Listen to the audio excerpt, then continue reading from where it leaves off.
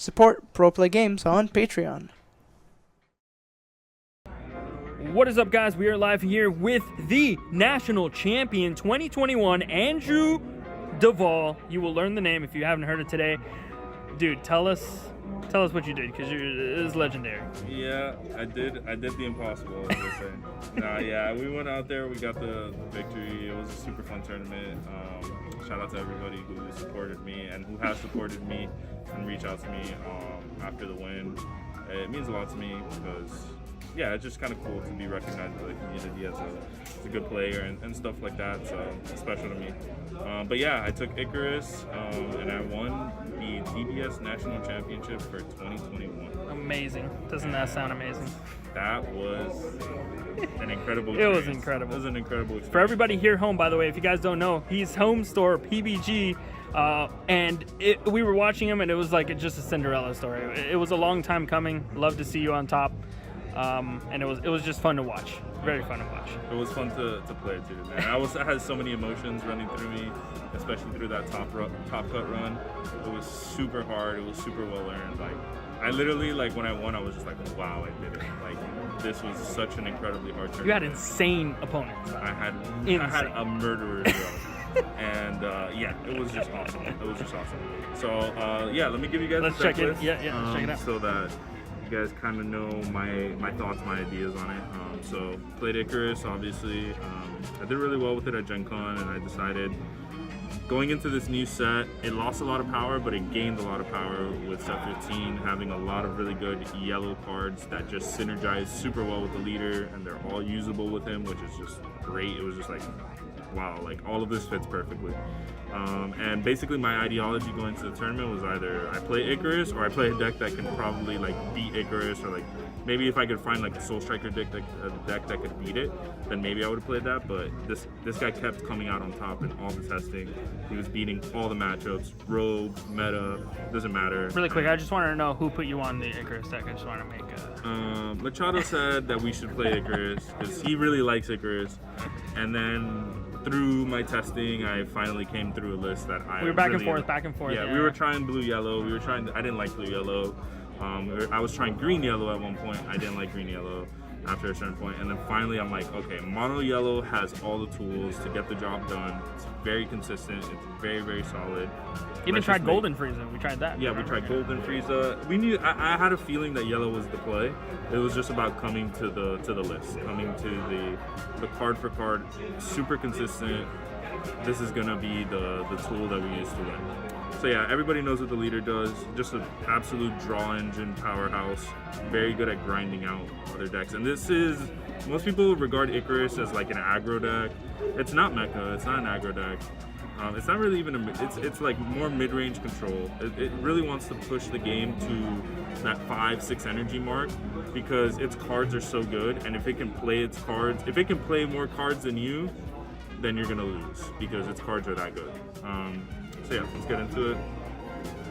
Played the Lord Slug package. I think if you're not playing this, you're just much worse off in the mirror. Like, this is how I only played one mirror. Oh no, I played two. I played against Trey and I played against Marquise. Against Trey, I don't think I saw this, or I was. It's a hard matchup going second, regardless. Usually play draw favorite, but this is very, very big. I use it to win against Marquise in top 4. Both games, he just couldn't get over this, and it won me the game. Lord Slug, I would not play the list without Lord Slug. The fact that it's just a 1-drop, worst case scenario, was huge.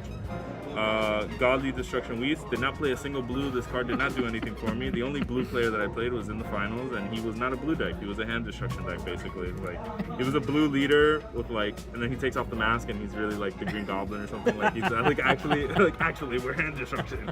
Here's my Zamasus. And yeah, that did not work out very well. He got sided out a lot, but he was there for Soul Striker because I respect Soul Striker. It's a very good deck.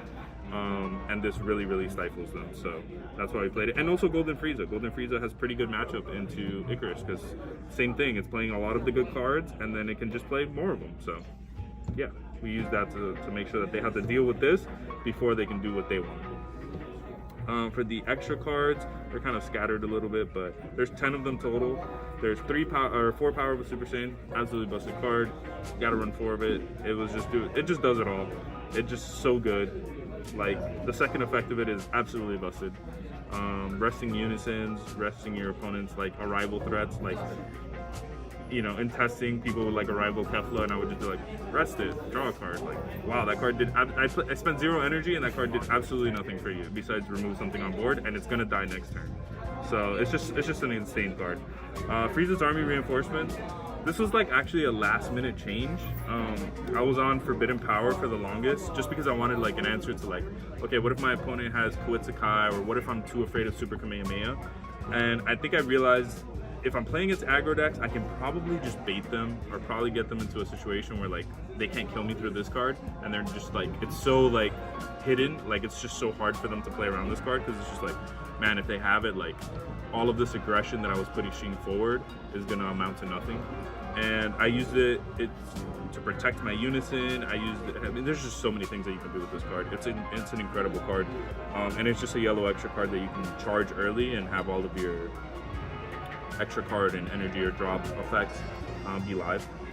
Basil's like one of those cards where it's like, you don't want to see too much of it, but you always want to see it. So like 2 is kind of the right number, but 3 could also pay off a lot, especially in the mirror. It's a very good card. For 1 energy, like if your opponent's unawakened, like I was in certain situations like clearing boards with this card, like because they can't really defend when they're unawakened. Unison so it's just killer. like, yeah, I'm just swinging at whatever. Like even against Gogeta Xeno, sometimes they weren't awakened, and they put a lot of aggression, but I wasn't swinging at them if I could avoid it. So they weren't awakening as quickly, and I would like Basil and wipe out away some of their boards.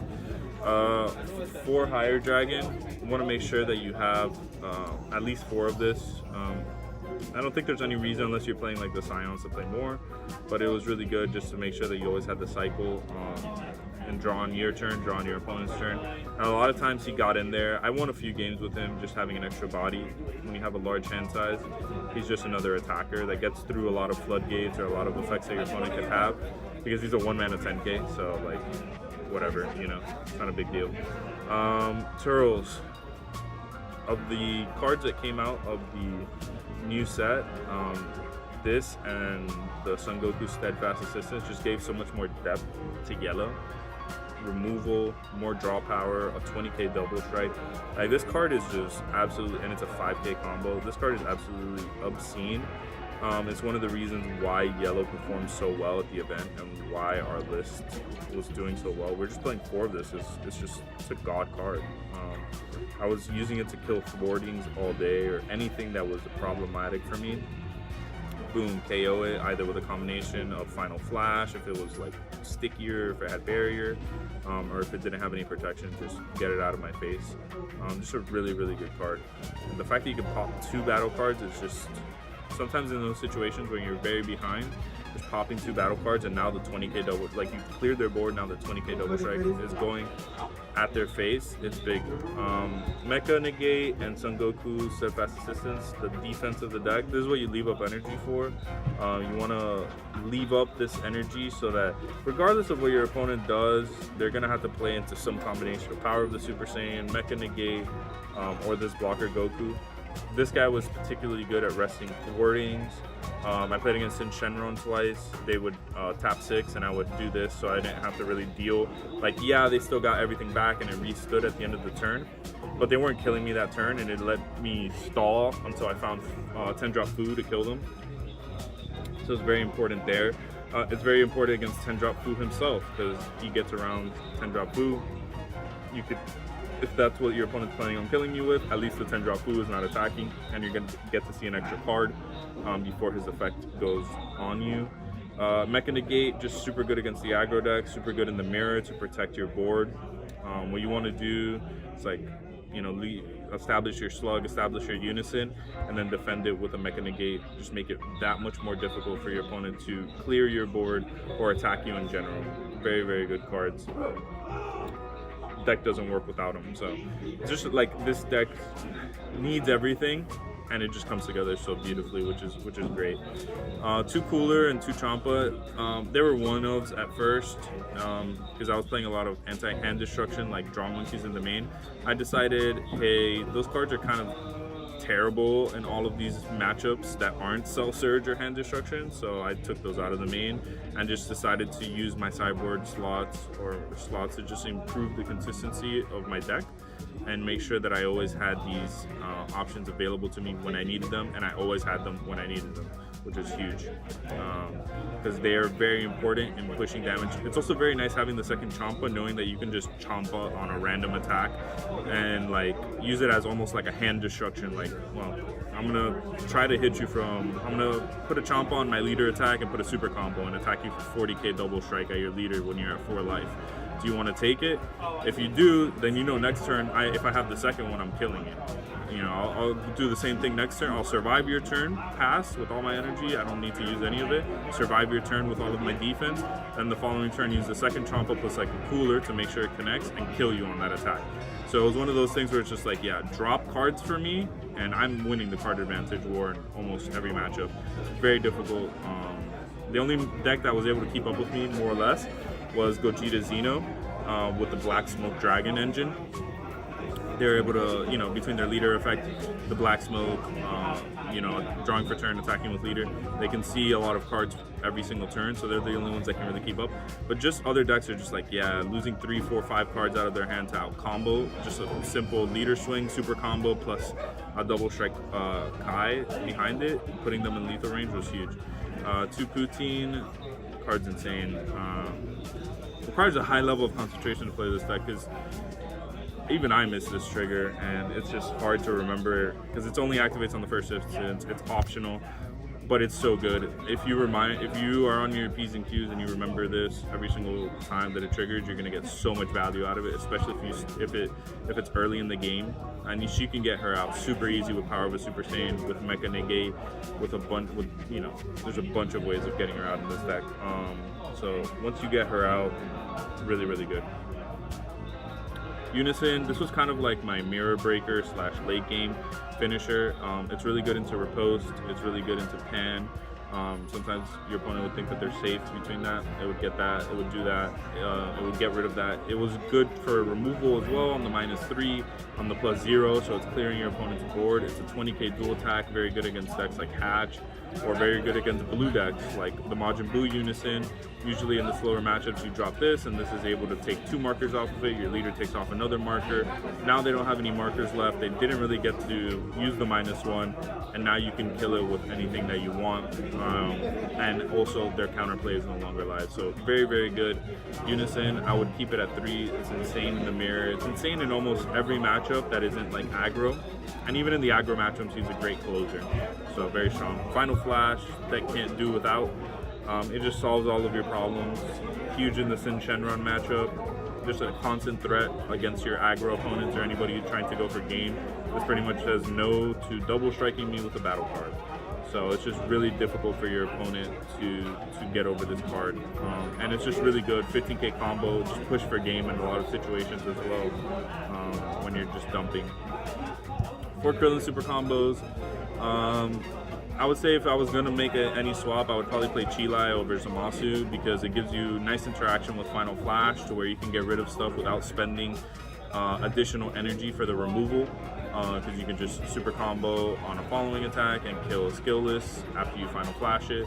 And it does similar things in Resting Leader or Unison, which are the more problematic things for the deck, specifically because you have Mecha Negate, so you don't really care about battle cards as much. Before Krillin Super Combos came in clutch because I played against 5 Gogeta Xenos, and this is a god card in the aggro matchups. You have to match their draw power with draw power super combos, so it would have really hurt if I didn't have one of these when I needed it, because it just lets me cycle through my deck and lets me find Pan when I need her, because in a lot of times in the aggro matchups you are going to be put in positions where you are going to need to see Pan most likely to win in that scenario, so it's very important. Pan herself, busted secret rare. I'm so glad I played it because I played against Sin Shenron and I played against Gogeta Xeno the most of all the decks, and I played 2 mirrors, which is also very good in the mirror. and it came in clutch in the finals as well. Although Kai would have been similarly good there. But yeah, against Gogeta Xeno, can't beat it. Like, they're just not killing you the turn that you have this, which is just huge. It allows you to tap out. It allows you to play much more aggressively, force cards out of their hand, pan them, survive, untap, and then probably take them out the next turn. Against Sin Shenron, stealing their cards is just huge. 10-drop Fu, definitely the best secret rare for this deck. There's no doubt it's this one. 10-drop Fu, just really, really big in the Sin Shenron matchup and in the Hachiak matchup. Those are the main ones where you kind of need this card to finish them off in a lot of times. So I used it when I needed it, and you have to main deck it based on the time rules. So just had to make sure to main deck this, and I got sided out a lot because I play against a lot of aggro, but it's still worth main decking. 2 Secret Identity, best overall for the deck by far. Just gives you so much value. Make sure that you can keep the board clean, get rid of all of your opponent's cards. In the mirror, you can like get rid of a Turtles plus a 1-drop or 2 Mecha Negates. In aggro matchups, you can either get rid of all the 1-drops against Gogeta Xeno or get rid of a thwarting or what have you. Anything that is on the board, this guy's gonna hit. Either multiple things or one big thing, and just give you the tempo back so that you don't have to deal with that card, force them to tap energy for it again, and then now you can counter it or do something else to deal with it. Bergamo, probably the least played card in the entire tournament for me. I didn't use it very often. There weren't that many situations where it was really all that impressive. But yeah, I mean, it came up a few times, but I would say probably not really as important as you think. I think honestly, if this card was up to like 2 or 3, I don't even think this deck it doesn't really have the energy for this anymore. Without Bojack Aegis, this card is not as threatening because it's either you might be able to tap your opponent out, but if you aren't already ahead, in other words, if you aren't already completely blowing them out or winning the game, then what does tap being 2 energy really do for you? If it's a close game, now you just spent 2 energy to tap 2 energy and get a 20k, which is okay. The deck doesn't have the energy to be doing this, and once it gets to later portions of the game, the energy becomes less and less relevant, so the card becomes worse and worse. So it's an okay card, but it wasn't super impressive for me. Never needed it really. Moving on to the side, I'll just go and do the side really quick over here. 3 Deborah, 3 Gohan, Trusted Ally, and 4 Draw Monkeys. This was the anti-hand destruction package, so as you can see, I have no chance against Cell Surge game 1 if they have their curve. Luckily, I did not play against any Cell Surge, but then again, I spent 10 sideboard slots. These cards, these 6 right here, did not come in until the finals, but they came in very handy there, so I'm glad that I played them. So yeah, this allows you to just really outdo the hand destruction decks. They just can't play through all of this. It's almost impossible. As long as you see some combination of them in the early game, you're gonna draw into more of them, and once you draw into enough of them, the game's over. This one I sided in against aggro sometimes just to have more oomph in the late game in case the game went long. But yeah, that was about it for those.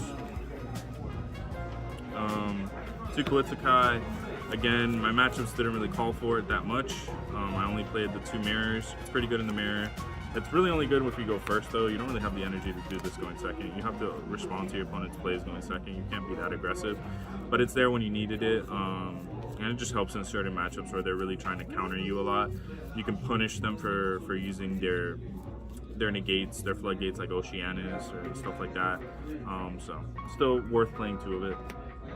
And then finally, probably MVP, 3 this guy, because I played against, like I said, 5 Gogeta Xeno. This card was winning games.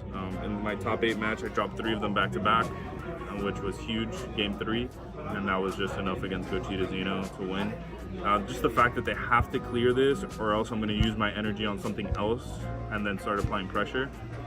But they also are just locked. Like, they can't kill me the turn that they play this, and they have to attack into it. It just generated so much value playing these back to back that by the time turn 5, turn 6 came, when they could attack with stuff, the game was basically over. I had twice their hand size, and I had found everything that I needed to win.